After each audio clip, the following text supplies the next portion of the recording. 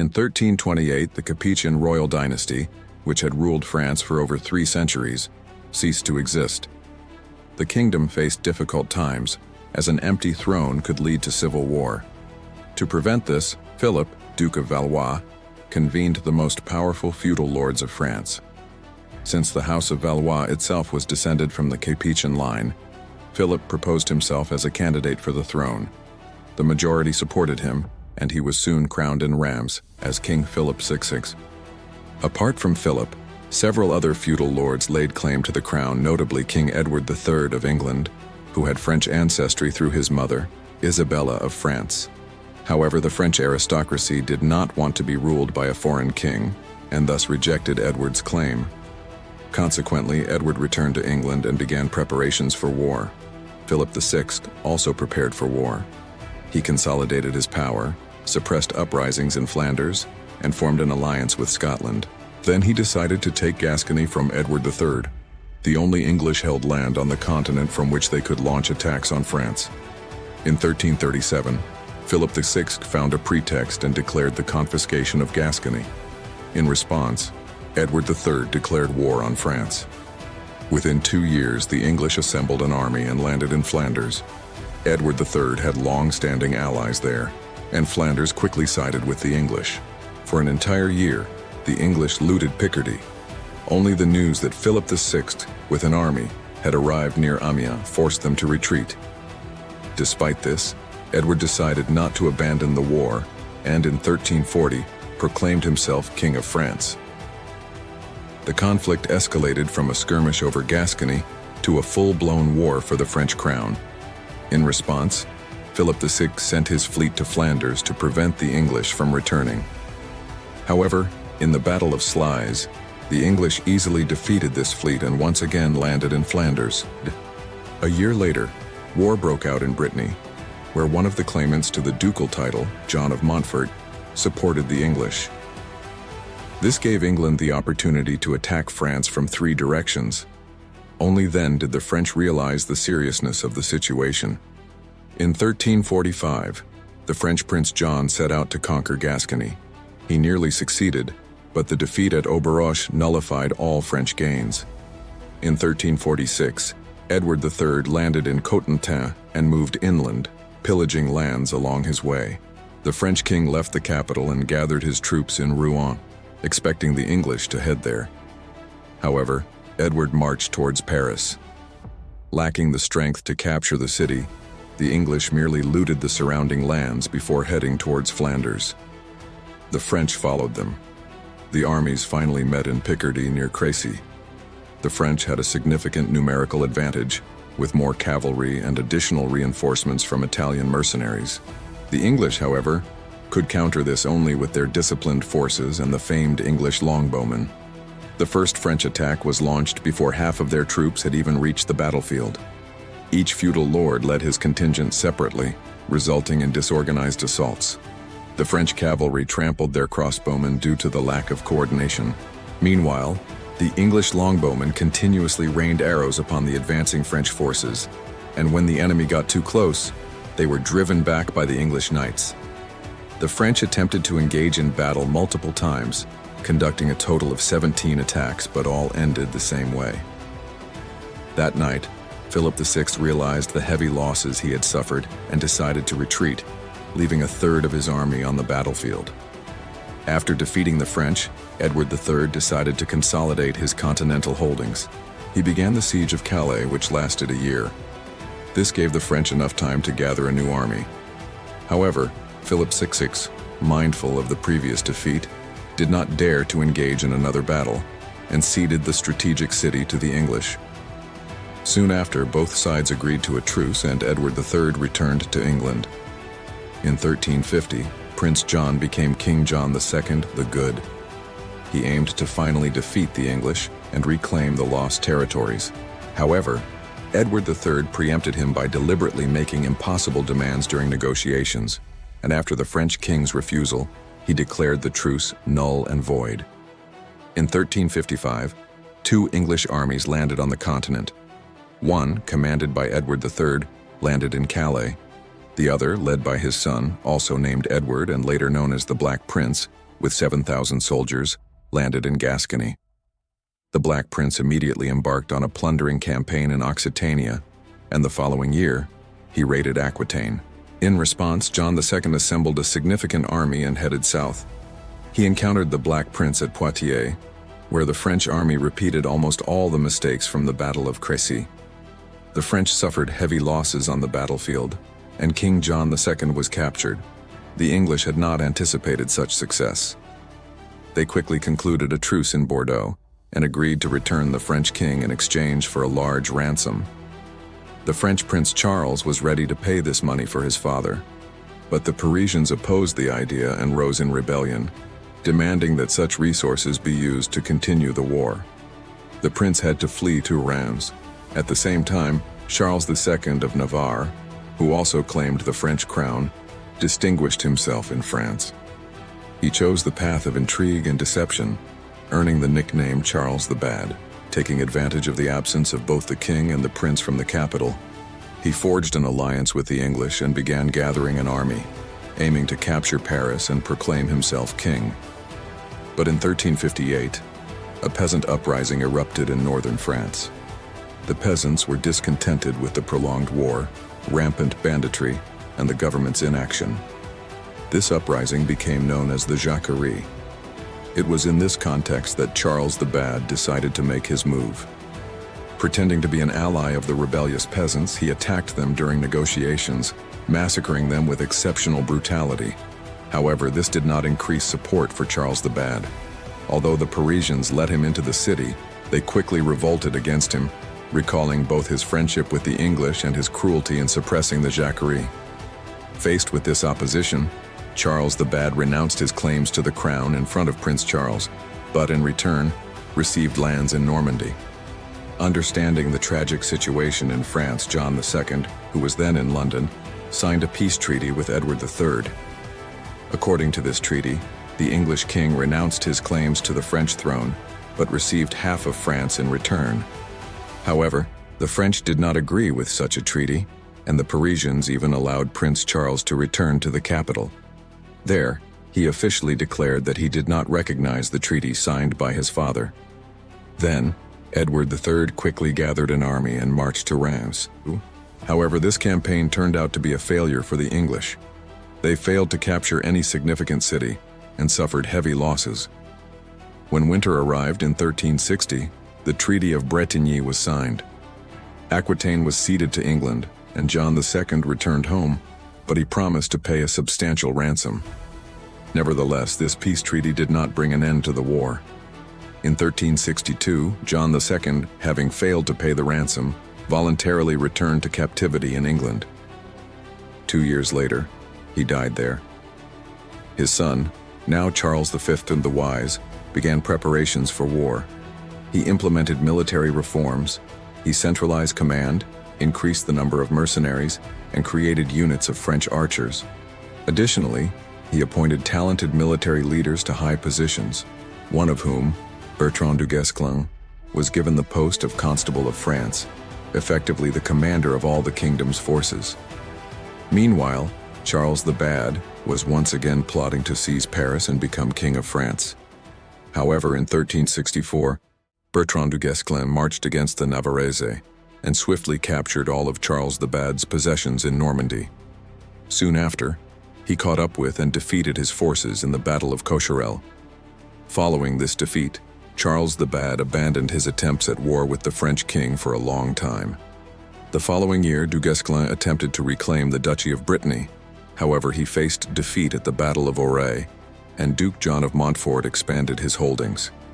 France had many retired soldiers who had nothing to occupy themselves with, and thus turned to looting. King Charles V hired some of them for military service, but many who did not join the army continued their brigandage. The king devised a clever plan to rid himself of these marauders. He intervened in the Castilian Civil War, gathered 15,000 mercenaries under du Guesclin's command, and sent them to support his ally, Henry II of Trastamara. Du Guesclin easily defeated the Castilian king Peter I the Cruel, who fled to the English.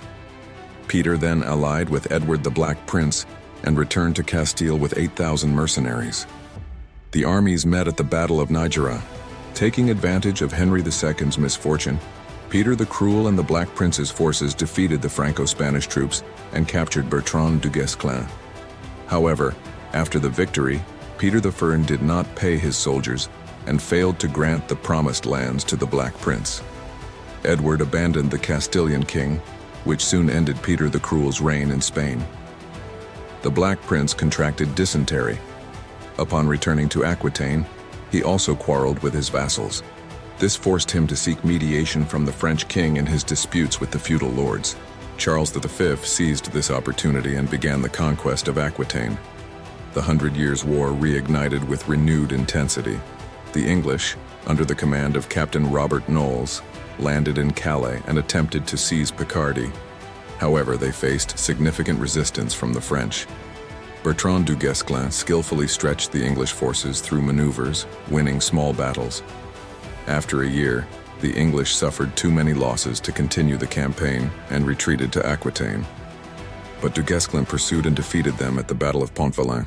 Du Guesclin then moved towards Aquitaine, capturing cities along the way, and in 1372 took La Rochelle. The following year, a rebellion broke out in Brittany. John of Montfort was forced to flee to England, and du Guesclin took the opportunity to seize the peninsula without a fight. Returning to Aquitaine, du Guesclin defeated the English at the Battle of Chizé. Within a year, the French had liberated most of Aquitaine, leaving the English with only the county of Gascony. These French successes were largely due to the condition of Edward the Black Prince, who, due to illness, returned to England for treatment in 1371 and soon died. A year later, his father, King Edward III, also passed away.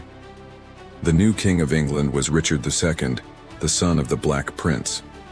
Unlike his illustrious father, Richard II had a weak character and was dependent on the nobility. England now faced the threat of civil war. In 1380, the French crossed the English Channel and pillaged Kent. The following year, a peasant revolt broke out in England. In 1384, the Burgundians acquired Flanders through marriage, removing one of England's wealthiest continental allies. This situation led to a catastrophe in England, and Henry, Duke of Lancaster, who bore personal grudges against Richard II, staged a coup and became King Henry IV. France was in no better condition. In 1380, both King Charles V the Wise and Constable Bertrand du Guesclin died. The new King Charles VI the Mad saw Paris embroiled in noble intrigues for control of the kingdom. Soon, all of France was caught in a struggle between the Dukes of Burgundy and the Dukes of Orleans, which eventually escalated into a full-blown civil war known as the Armagnac-Burgundian Civil War. Meanwhile, Henry V, only the second king of England from the Lancastrian dynasty, sought to bolster his authority through military victories. The situation in France only made this easier. Citing the French support of a Welsh rebellion 10 years earlier as a pretext, Henry V declared war and, in 1415, landed in Normandy with an army, then moved towards Calais for reinforcements. The French army under Constable Charles d'Albret moved to intercept him at the Battle of Agincourt. The French army once again displayed a lack of discipline and suffered a devastating defeat, losing a third of their soldiers. The Battle of Agincourt proved to be an even greater disaster for the French than all previous defeats in the 100 Years' War. The French army, which was supposed to defend the kingdom, simply disappeared. By 1419, the English had captured Normandy, Brittany, and Maine and laid siege to the capital. Soon the Burgundians, aggrieved by the dishonorable murder of their duke, sided with the English. Consequently, in 1420, Charles VI was forced to sign the Treaty of Troyes, according to which, upon his death, the French crown would pass to the English King Henry V. For this to happen, Henry V had to marry the French Princess Catherine of Valois, a union that would later play a cruel trick on the Lancastrian dynasty.